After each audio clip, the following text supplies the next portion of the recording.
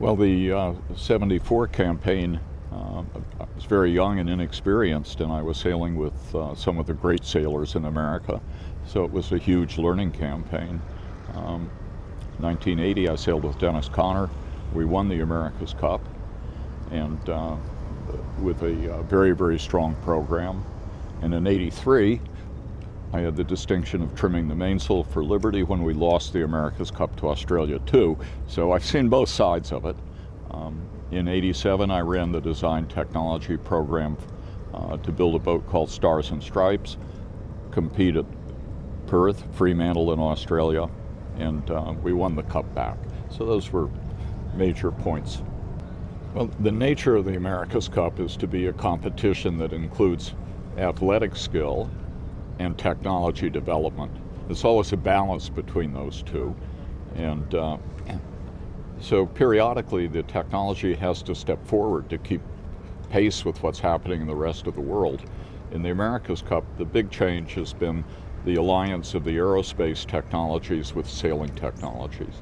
That started in 83 with Australia 2.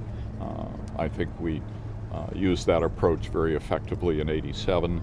It went from there to application of wing sail technology, the wing sail catamarans, and then lifting foils as an airplane wing, except in this case in the water, lifting the boat out of the water. So I think it's a progression that's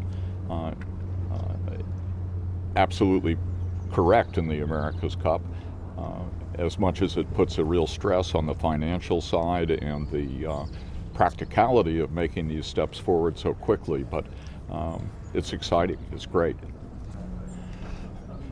Well, it's had an enormous effect. Probably the most important thing is inspirationally to young people. You know, I was 16 years old.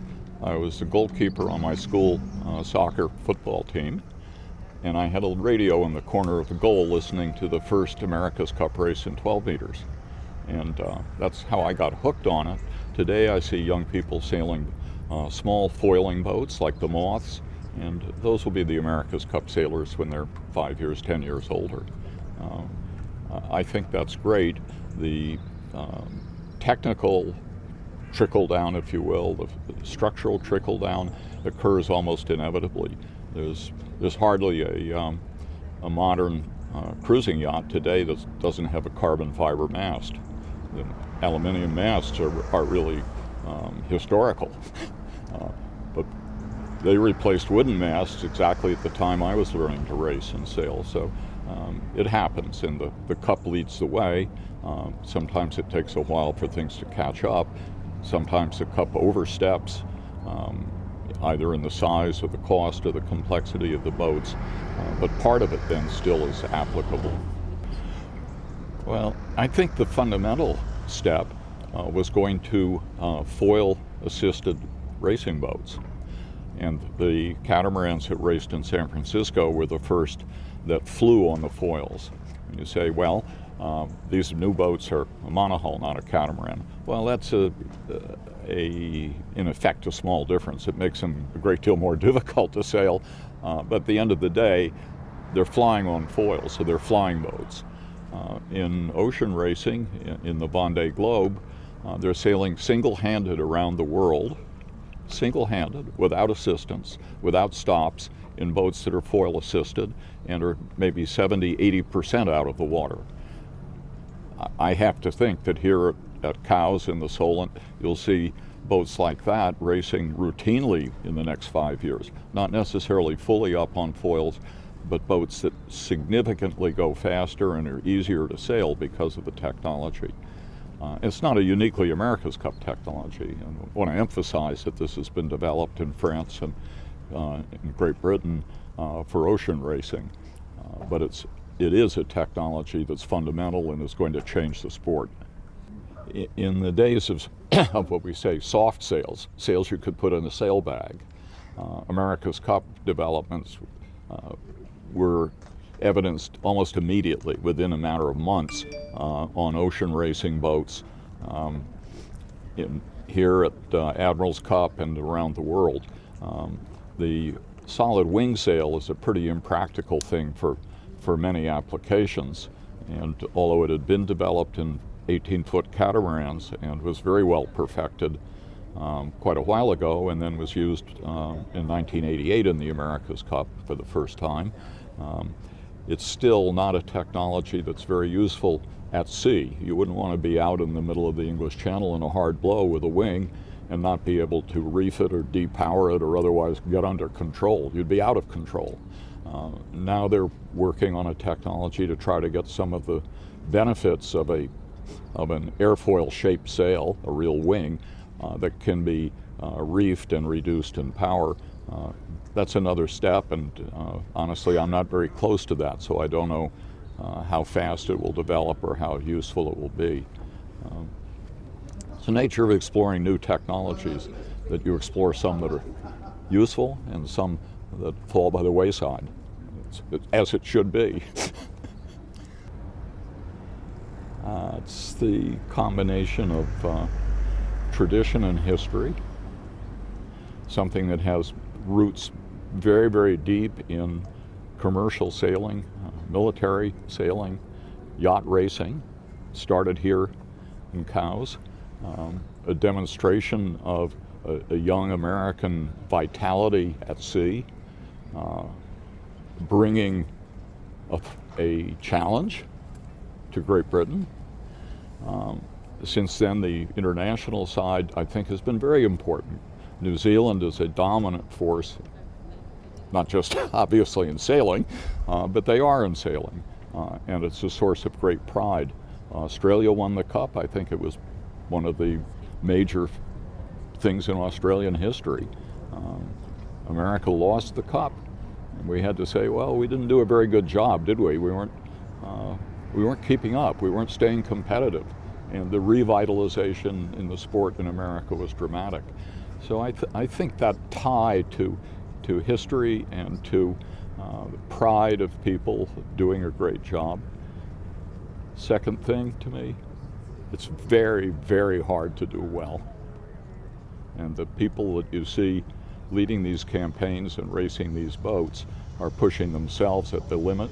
And when they do well, even if they don't win, when they do well, I think that's a source of lifetime pride. Certainly, I was addicted early, so. Well, the competitive passion runs very strong in people like Patrizio Bertelli or Alan Bond in Australia, Sir Max Aitken. I mean, you can think of so many people who are very strong individuals in their business, in their society, but also wanted to be winners. And when they looked at what we want to win, the America's Cup was the best thing to win. So I think that that's part of it also. I don't know whether it can be or should be really a commercially popular sport, or whether it should be. Those are questions a little bit beyond me as a sailor. But I think the people that are involved are deeply involved and deeply committed, and that's the great thing. It's something of great pride, I have to say. But realistically, a successful career in the America's Cup, in my case, was very much built on the opportunity to sail with the masters, the great, great sailors, and learn from them, and honestly to be in the right place at the right time, to have the opportunities to take the steps, sail on the different boats, take on different responsibilities. So I'm here to accept an award, but I think that's really on behalf of quite a few people that I owe it all to. You asked me early in our discussion about technology and how that's changed the America's Cup and changed the sport. Fundamentally, two-boat testing is full-scale testing. So it's what an engineer would do to compare two Formula One cars or two racing sailboats if he really couldn't predict how the outcome would work out. From there, we increasingly relied on tank testing, wind tunnel testing, model testing, so we could do more alternatives more quickly, less expense. Today, it's virtually all computer simulation. The smart engineers have developed flow programs for the hydrodynamics, and ways of analyzing which boat is more likely to win the race without, not only without having to build a couple of alternative boats and test them, but without even building wind tunnel models or tank test models. It's a progressive step forward. It occurs in the aerospace industry. Everything goes on around us now is based on simulations rather than full-scale hard model testing. The same thing in America's Cup. You don't have to take two boats. When we did start doing that, it was to try to figure out the answers between which is faster, A or B, and the only way we could do it was build A, build B, go on the water and sail them. Very, very, very costly, slow, time-consuming. Of course, on the way we learned to sail the boats well. That's another story. Winning in sports, at a high level in sports, of course, is extraordinarily satisfying. But it's quickly over. You have to look forward to the next competition. Losing at the high level, you really have to reassess. How did that happen? Why did it happen? And in our case, we could identify the fact that we didn't take enough risks in design, enough intellectual risks. We trained and practiced hard, but we weren't creative enough. We didn't get out there and look for the new ground. And once I really grasped that that was the shortcoming, I said, well, we can do this and we can do it better. And Dennis said, well, why don't you run the design program? And I said, you know, I can't design anything, but I think I can get a good group of people, strong individuals together, and put a team together that can design a winner. So the losing was huge for me. I mean, it really changed my life in a positive way.